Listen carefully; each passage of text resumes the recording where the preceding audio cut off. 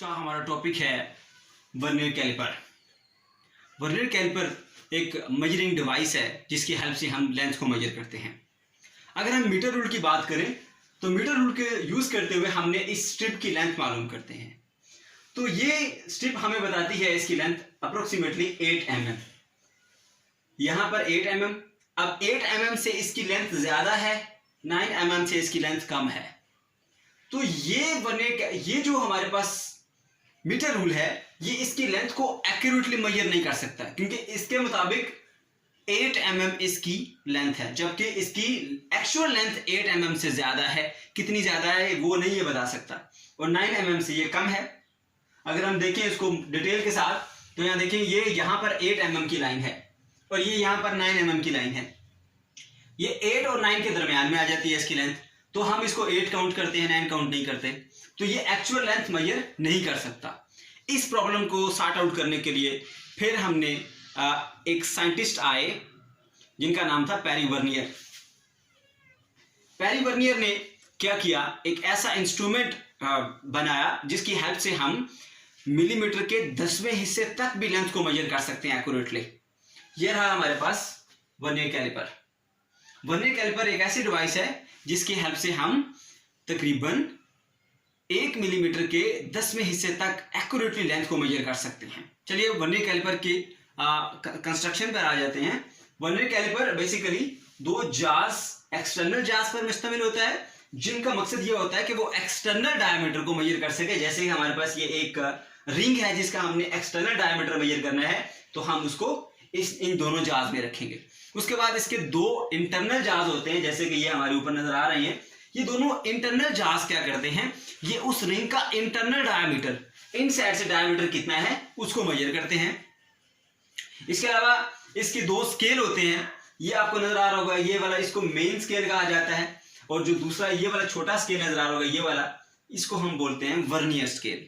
Main scale के ऊपर centimetre mark होते हैं और मिलीमीटर मार्क होते हैं। ये जो आपको बड़े बड़े नजर आ रहे हैं, ये 0, ये 1 और ये 2, इस तरह ये 3, ये जो सब है ये हमारे पास सेंटीमीटर मार्क है, और जो आपको छोटे छोटे से नजर आ रहे हैं ये मिलीमीटर मार्क है।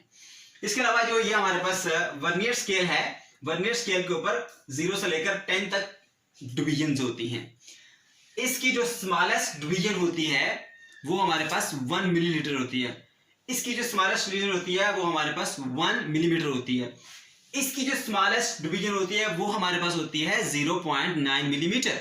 इसका एक और पार्ट जो कि बहुत इंपॉर्टेंट है वो क्या, ये जो स्ट्रिप आपको नजर आ रही है ये बेसिकली किसी भी लिक्विड की डेप्थ मालूम करने के लिए मालूम की जाती है।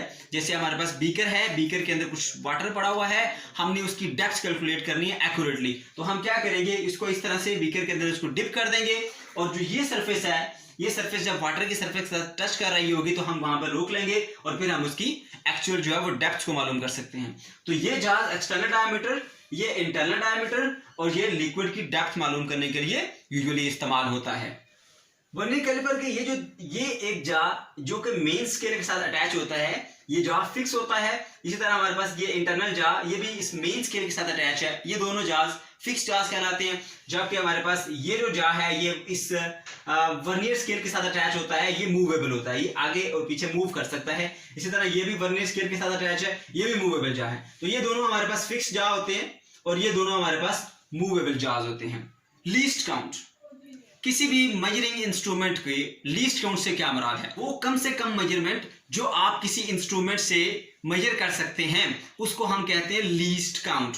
तो इस वर्नियर कैलिपर को यूज करते हुए जो आप कम से कम मेजरमेंट कर सकते हैं वो हमारे पास होती है 0.1 मिलीमीटर, यानी 1 मिलीमीटर का 10th पार्ट। तो इसको हम लीस्ट काउंट करते हैं। लीस्ट काउंट को हम दो तरह से डिफाइन करते हैं। लीस्ट काउंट बेसिकली क्या होता है कि एक मेन स्केल की डिवीजन और एक वर्नियर स्केल की डिवीजन, उनका जो डिफरेंस है उस डिफरेंस को हम कहते हैं, ये हमारे पास लीस्ट काउंट है। तो least count is equal to the 1 main scale division minus 1 vernier scale division.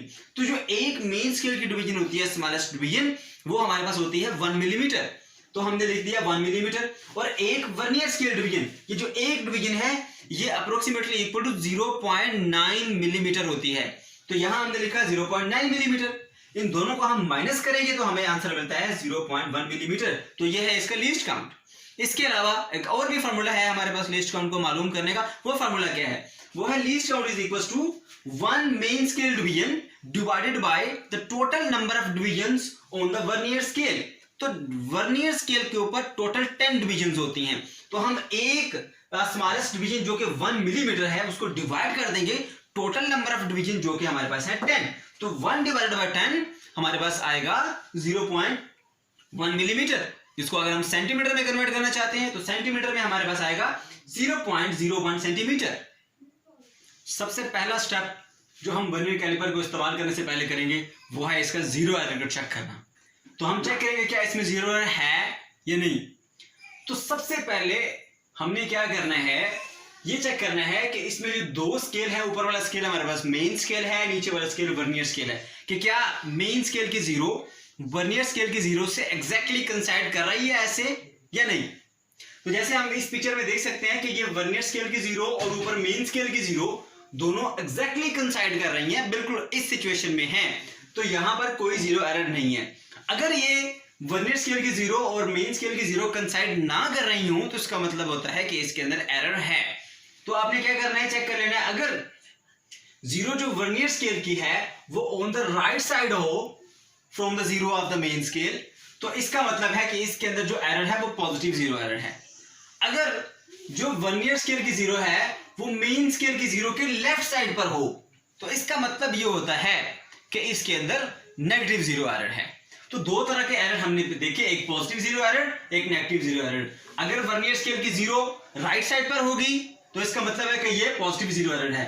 अगर वर्नियर स्केल की जीरो लेफ्ट साइड पर होगी तो इसका मतलब है कि ये नेगेटिव जीरो एरर है। अब हमने ये करना है कि भाई पॉजिटिव जीरो एरर को और नेगेटिव जीरो एरर को कैलकुलेट कैसे करेंगे। पॉजिटिव जीरो एरर के अंदर आप ये देखेंगे कि कौन सी नंबर लाइन वर्नियर स्केल की जो मेन स्केल की किसी भी एक लाइन से कंसाइड कर रही है। तो वो मैंने यहां स्टार लगाया, ये देखें, ये हमारे पास 7th टर्म जो है वो मेन स्केल की एक लाइन से बिल्कुल एग्जैक्टली कंसाइड कर रही है। आप ये देख सकते हैं यहां पर ऐसे कंसाइड कर रही है, बिल्कुल ऐसे। तो ये 7 नंबर आपने नोट कर लिया। आपने क्या करना है, इस 7 को मल्टीप्लाई करना है least count of the vernier caliper से। अब वो है 0.01। जब आप 7 को मल्टीप्लाई करेंगे 0.01 से तो आपको आंसर मिलेगा 0.07 सेंटीमीटर। तो ये आपके पास है zero error, positive zero error. अब नेगेटिव जीरो एरर कैसे कैलकुलेट करेंगे? अब इसमें हमने ये देखना है कि कौन सी नंबर लाइन वर्नियर स्केल की जो मेन स्केल की किसी भी एक लाइन से एग्जैक्टली कंसाइड कर रही है। तो ये देखिए हमारे पास ये यहां पर भी नंबर 7 टर्म है जो कि एग्जैक्टली कंसाइड कर रही है। तो हमने अब ऐसा नहीं करना कि 7 को लीस्ट काउंट से मल्टीप्लाई करना, नहीं। अब हमने ये करना है कि टोटल नंबर ऑफ डिविजन्स जो कि यहां से लेकर यहां तक ये 10 डिविजन्स हैं, तो 10 माइनस 7 करेंगे। Total number of divisions of the vernier scale minus the coinciding term. कौन सी कंसाइडिंग टर्म थी? 7th number term. तो हमने क्या किया, 7 को मल्टीप्लाई माइनस किया 10 में से, हमें मिला 3। फिर उसको लीस्ट काउंट से मल्टीप्लाई कर देंगे। तो पॉजिटिव जीरो एरर कैलकुलेट करने में और नेगेटिव जीरो एरर कैलकुलेट करने में फर्क क्या है? फर्क यह है कि इसमें डायरेक्ट हम कंसाइडिंग टर्म को लीस्ट काउंट से मल्टीप्लाई कर देते हैं, इसमें कंसाइडिंग टर्म को पहले टोटल टर्म में से माइनस करेंगे, माइनस करने के बाद फिर उसको लीस्ट काउंट से मल्टीप्लाई करेंगे। हम देखते हैं कि एक ऑब्जेक्ट को हमने वर्नियर कैलिपर के एक्सटर्नल जाज के अंदर फिक्स कर दिया है। एक्सटर्नल जाज में फिक्स करने के बाद अब हम ये देखेंगे कि हमने इसकी मेजरमेंट किस तरह से करनी है। तो दो चीजें आपने नोट करनी है, एक आपने मेन स्केल की रीडिंग नोट करनी है, एक आपने वर्नियर स्केल की रीडिंग नोट करनी। किस तरह से ये दोनों रीडिंग नोट करेंगे? सबसे पहले हमने ये देखना है कि मेन स्केल की कितनी डिवीजन्स हैं जो कंप्लीटली क्रॉस हो चुकी हैं इस जीरो से पहले। तो वो हमारे पास यहां से लेकर यहां तक डिवीजन जो है वो कंप्लीटली क्रॉस हो चुकी हैं। इससे थोड़ा सा ज्यादा है लेकिन हम वो काउंट करेंगे जो कंप्लीटली क्रॉस हो चुकी हैं। तो वो बनती है यहां से लेकर यहां तक ये 1 सेंटीमीटर। तो मेन स्केल की रीडिंग हमारे पास आ जाएगी 1 सेंटीमीटर। फिर हमने ये देखना है कि वर्नियर स्केल की कौन सी नंबर लाइन मेन स्केल की किसी भी नंबर लाइन से एग्जैक्टली कंसाइड कर रही है। तो नंबर 5 आप देख सकते हैं ये एग्जैक्टली कंसाइड कर रही है मेन स्केल की इस लाइन के साथ। तो हमारे पास जो वर्नियर स्केल की रीडिंग होगी वो होगी 5। अब हमारे पास फार्मूला है लेंथ मेजर करने का, main scale reading plus vernier scale reading into least count. ये हमारे पास लेंथ मालूम करने का फार्मूला है। Main scale reading is equal to 1 centimetre, vernier scale reading is equal to 5 और साथ में लीस्ट काउंट जो कि 0.01 सेंटीमीटर है वर्नियर कैलिपर का, वो यहां पर पुट किया। इनको मल्टीप्लाई करेंगे 0.05 सेंटीमीटर बना। इन दोनों को ऐड किया 1.05 सेंटीमीटर, ये हमारे पास लेंथ आ जाएगी। जीरो एरर को हम किस तरह से करेक्ट करेंगे? जीरो करेक्शन, जो एरर है उसको हम मेजर्ड वैल्यू से किस तरह से एलिमिनेट करेंगे? तो चलिए उसको स्टार्ट करते हैं। लेट्स सपोज कि हमारे पास जो जीरो एरर है वो पॉजिटिव जीरो एरर है और उसकी वैल्यू है 0.02 सेंटीमीटर। हमने जो वैल्यू मेजर की थी ऑब्जेक्ट की, वो मेजरमेंट हमारी है 1.05 सेंटीमीटर। तो हम जीरो करेक्शन कैसे करेंगे? उसका फॉर्मूला ये होता है measured value minus this positive zero error. तो हम क्या लिखेंगे? Measured value 1.05 centimetre minus error कितना था? पॉजिटिव एरर है तो प्लस 0.02 सेंटीमीटर। तो अब इनको हमने ब्रैकेट को खत्म किया, 1.05 सेंटीमीटर माइनस 0.02 सेंटीमीटर माइनस करेंगे तो आंसर आएगा 1.03 सेंटीमीटर। अब ये वो वैल्यू है जो आपका एक्यूरेट रिजल्ट है विदाउट एरर, एरर को एलिमिनेट करने के बाद। अगर आपके पास एरर हो नेगेटिव तो फिर भी आप फर्ज कर लें कि आपके पास वही 0.02 सेंटीमीटर का एरर मौजूद है और वो नेगेटिव जीरो एरर है। अगर ये नेगेटिव जीरो एरर है तो फिर हम क्या करेंगे? मेजर्ड वैल्यू में से आपको पता है कि हम माइनस करते हैं, measured value minus negative zero error. तो देखें मेजर्ड वैल्यू 1.05 सेंटीमीटर है माइनस नेगेटिव जीरो एरर है, इसलिए माइनस 0.02 सेंटीमीटर लिखा। तो अब इनको माइनस करने, माइनस इंटू माइनस हो जाएगा हमारे पास प्लस, तो ये मेजर्ड वैल्यू आएगी 1.07 सेंटीमीटर जो कि एक्चुअल हमारे पास वैल्यू है। तो हमें ये बात याद रखनी है कि अगर एरर नेगेटिव है तो मेजर्ड वैल्यू में उसको प्लस करेंगे, अगर एरर पॉजिटिव है तो मेजर्ड वैल्यू से उसको सब्ट्रैक्ट करेंगे। जैसे देखें एरर नेगेटिव था, मेजर्ड वैल्यू में प्लस हुआ, 1.05 थी 1.07 बन गई, एरर ऐड हो गया।